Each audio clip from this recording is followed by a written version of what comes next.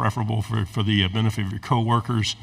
And if there's any print media here, we do try to take care of electronic first. If we can get to you, we will. Thanks very much. We'll start on the first row here. Michael Bronner at WNSP in Mobile. I asked Trey Zune what the biggest difference is he thinks in the previous head coach to your start of your head coaching tenure here. He said accountability. I was wondering if you had any thoughts, given that you worked under the previous head coach, on what the difference is between your accountability and his accountability. Yeah, we haven't really looked back at all. I think one of the things that's really important when you take over a program is you just be really clear with what you're looking for. And, I'll let other people judge the differences or judge what's different between me and Coach Fisher. But, I haven't really spent a ton of time thinking about what's different. I think our focus is on what we want our program to look like, the culture that we want, the level of buy-in and discipline and accountability that we want. And that's kind of been where we focused our attention. Front row. Hi, Coach. AP Stedham, AP and Kelly, as we see it, syndicated radio. Coach, you're going to be facing Riley Leonard. What can the Texas A&M fans look for when Riley Leonard comes to College Station? Yeah, I'm amazed that I've gotten this far, and this is the first time that question's been asked of me. Him and I have joked about trying to come up with some type of scripted answer. Listen, Riley's a phenomenal quarterback. He's a phenomenal competitor. He obviously played a huge role in our success at Duke, and in a lot of ways, me getting this job here at Texas A&M. And so, the irony of playing against him in the opener certainly isn't lost on me. He's going to do everything he possibly can to make sure that he has the upper hand on me for the rest of his life, and I probably will do the same. And so, it'll be very healthy competition. But I've got so much respect for him, his family, who he is as a young man, and so I kind of wish there'd be any other quarterback on the other side for the opener. Right side, third row. Dennis Delapena at the Fox affiliate in Austin. I know in your previous stint at Texas A&M you didn't coach in the Aggies-Longhorns rivalry, but what is your sense of it? How did you get that sense of how important it is, and how much are you looking forward to that big game? Yeah, I mean, in my 4 years at Texas A&M, even though we never played and weren't in the same conference, it still was the single most important thing sometimes it felt like to Texas A&M. And so obviously that's something that we take very seriously. That's a rivalry that means an awful lot to our fan base, to our program. The history of that rivalry and the tradition I've been aware of, and I was a huge football fan growing up, and so I watched those games on Thanksgiving, and RC and the defense and the wrecking crew and all of that. And so I think it's great for the state. I think it's great for college football that rivalry is coming back. I think when you have two brands like that are that close to each other, they should play. They should play meaningful games. They should play games that really matter. And with our tradition, they should play on Thanksgiving weekend. And so excited to just get back into it. And I'm sure it'll be an unbelievable atmosphere the first time we bring that rivalry back this year in Kyle Field. Left side, front row. Michael Cobble out of Baton Rouge, Louisiana. I know you brought team leaders with you, obviously, but just talking to them, it seems like they crave that leveling of playing field of expectations for everyone.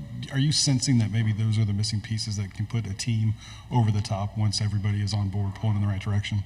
Yeah, I think if you look at successful organizations across the country, right, football for sure, but really anything, I think culture matters, and how the connections within your program are, the relationships within your program, how much you're willing to put on the line for the guy next to you.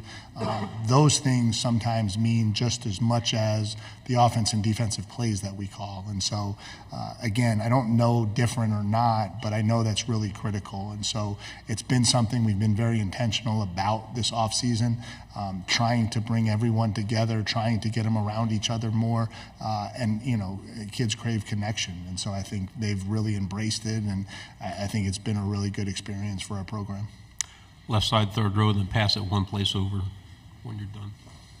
Oh, I'm sorry. Go.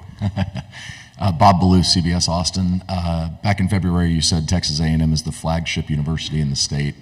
Obviously, the people in Austin love that. What did you? Why do you think that is, and what are some of the biggest advantages that you've seen coming back to A&M now as the head coach? Yeah, I think that statement was made much more in reference to our role focusing with high school coaches in the state than it was comparing us to any other school in the state. I just think, and I even followed it up quickly after with saying one of, but listen, it's not about we have two great brands in this state, and the nice thing now is we're in the same conference and we play each other, and so that stuff will get settled in recruiting battles and it'll get settled on the field, and so we believe we have an infrastructure and the resources at Texas A&M to be the premier football program in the country. We're not the only school that thinks that, but I think our focus is trying to become the best version of ourselves, and we believe if we do that, the success will follow with it.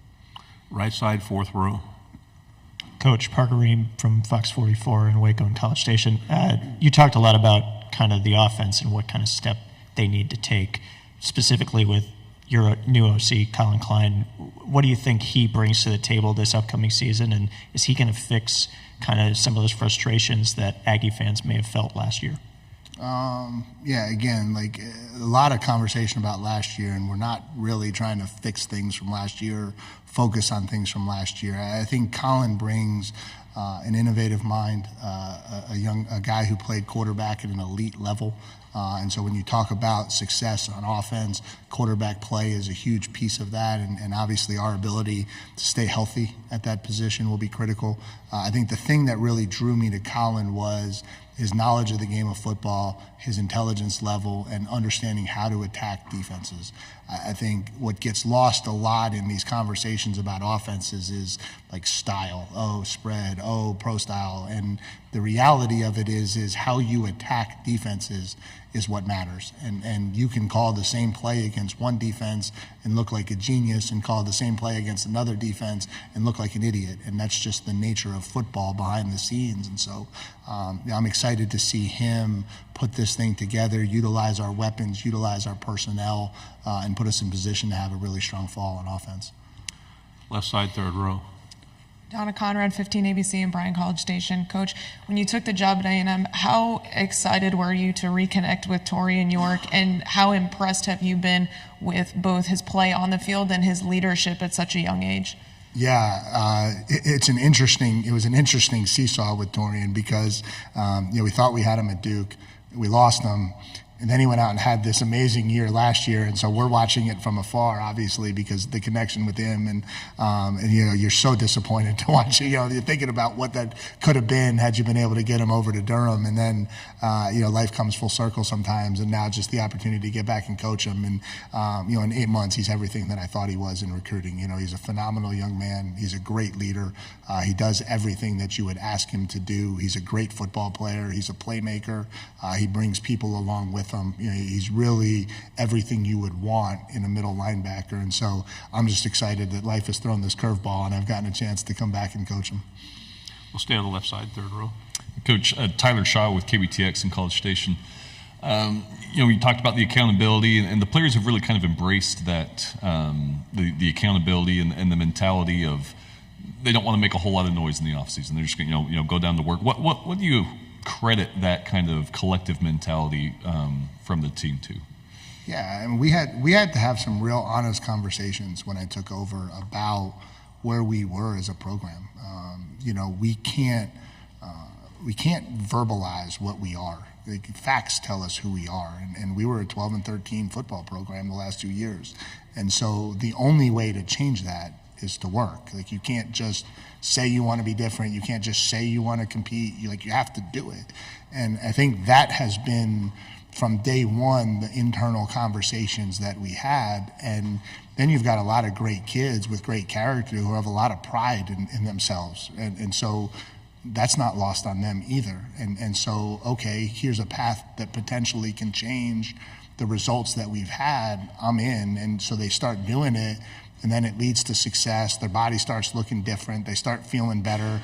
They're playing better in the spring, and that brings more success. And so I think we've had an even stronger summer in that regard, and hopefully that will continue into fall camp and through the season. But if you want to get different results, you've got to change what you're doing. And I think we've really embraced that this offseason. Back row on the aisle. Jesse Doherty with the Washington Post. Sorry, over here. No, I'm in the way back. Oh, gotcha. Now I see you. I'm Sorry. hiding. Sorry. In the NIL era, when you get a verbal commitment from a high schooler, how much recruiting is still ahead? And how different is it maybe now compared to maybe what it was 5-10 years ago about how much you have to keep recruiting that player until they get to campus? Yeah, honestly, of all the things that have changed in the NIL era, that's probably one that hasn't. I don't know that there's ever been a time at this high level of recruiting where a verbal commitment didn't mean you were still in a recruiting battle. We talk about it from this perspective. Once a kid commits to you, you now have an X on your back. When you're all recruiting the kid, everyone's selling their school. The second he decides which school he wants to go to, everyone knows exactly who to tear down to try to get him to not go to that school, right? And so I don't think that's necessarily a unique problem to NIL. I think that's been around for a long time, but recruiting's never over. You can hear stories in this conference of kids shifting gears, walking to the fax machine to send their fax in, right, back in the day. And so recruiting is all the way until you get the electronic transmission of that NLI, the old NLI. Left side, fourth row in the end. Hey, Coach, Parker Abels, 5 News in Northwest Arkansas. Since you joined the SEC, you've kind of redeveloped a rivalry with Arkansas. What does that rivalry mean to A&M, and what are you looking forward to in that game this year? Yeah, I mean, it's a really cool game that we play. It's going away from Cowboy Stadium after this year, but my 4 years with it, and certainly this year, it's an electric atmosphere anytime you go into a stadium that's filled where half the fans from one school are there and half from the other. And so I think there's been an atmosphere created in that game by playing in Cowboy Stadium. I think that certainly has enhanced it. Proximity has enhanced it. They're obviously the recruiting footprint and their desire to come into Texas and recruit, and us to need to keep the kids in Texas here. And so I think whenever you have those elements, I think you have a natural rivalry that gets created. And so, certainly looking forward to the last time that stadium's played this year in Cowboy Stadium. Right side, back row.